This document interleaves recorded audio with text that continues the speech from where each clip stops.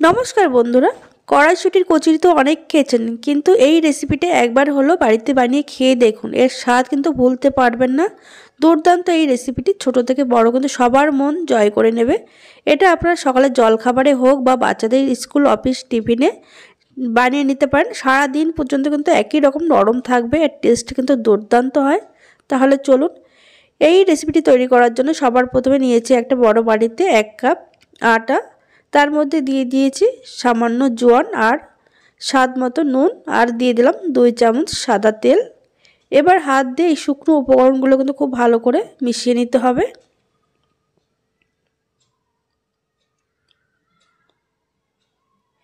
দেখুন, ভালো করে মিশিয়ে নেওয়ার পর এবার অল্প অল্প জল দিয়ে একটা সফট ডো তৈরি করে নিতে হবে।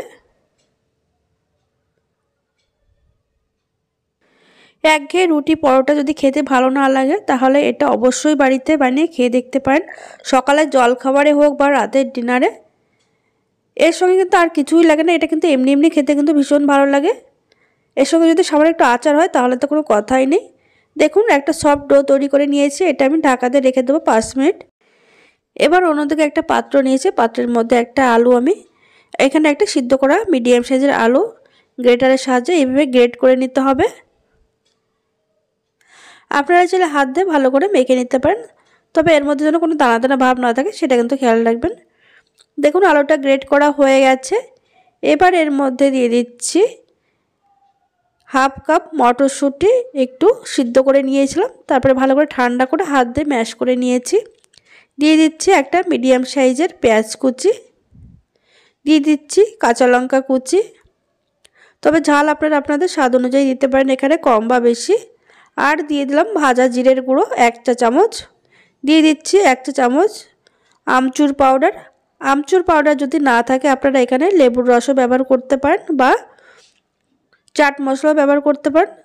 তারপরে দেখুন, দিয়ে দিলাম স্বাদ মতো নুন, আর দিয়ে দিলাম সামান্য গরম মশলার গুঁড়ো। এবার দিয়ে দিতে হবে বেশ খানিকটা ধনেপাতা কুচি। ধনেপাতার পরিমাণটা একটু বেশি দিতে হবে এখানে। এবার হাত দিয়ে কিন্তু খুব ভালো করে মেখে নিচ্ছি আমি।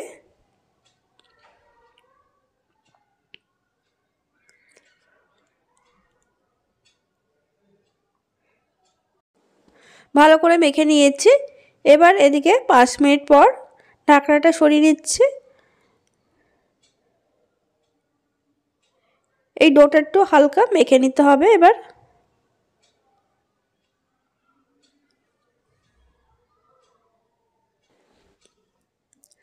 দেখুন, ডোটা মেখে নেওয়ার পর এবার এর থেকে আমি লেচি কেটে নিচ্ছি। এই লেচিটা কিন্তু খুব বেশি বড় হয় না। একটা করে নিয়ে লেচিটা ভালো করে গোল করে নেওয়ার পর শুকনো আটা ছড়িয়ে একটু হালকা বেলে নিতে হবে। এরকম বেলে নেওয়ার পর তারপরে যে পুরটা আমি তৈরি করে রেখেছিলাম সেটা এই রুটিটার মাঝখানে দিয়ে দিচ্ছি। দিয়ে এইভাবে ঠিক মুড়ে নিতে হবে। এইভাবে কিন্তু খুব ভালো করে মুড়ে একটু চেপে দেবেন, যাতে করে বাইরে বেরিয়ে না আসে বেলে নেওয়ার সময়।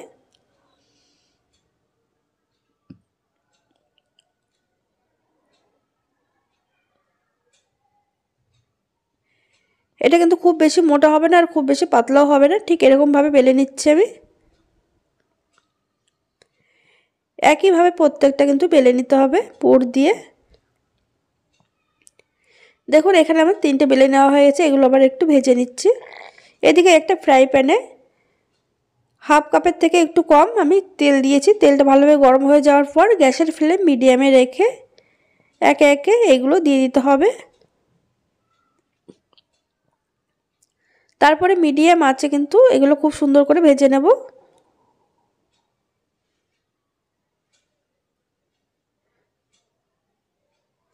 এটা কিন্তু একদম কম তেলে ভেজে নেওয়া যায়। তেল কিন্তু খুব বেশি লাগে না এটা ভাজতে। আর এটা ভাজার পর কিন্তু সারা দিন একই রকমভাবে নরম থাকবে, এটা কিন্তু শক্ত হয়ে যাওয়ার কোনো ভয় নেই, যেহেতু এটা আটা দিয়ে তৈরি করা হচ্ছে। দেখুন, উল্টে পাল্টে দুপাশ ঠিক এরকম কালার আসা পর্যন্ত ভেজে নিচ্ছি আমি। আর প্রত্যেকটা কিন্তু একদম বলের মতন ফুলে উঠেছে। এবার এগুলো দুপাশ ভাবে ভেজে নেওয়ার পর তেল থেকে তুলে নিচ্ছি।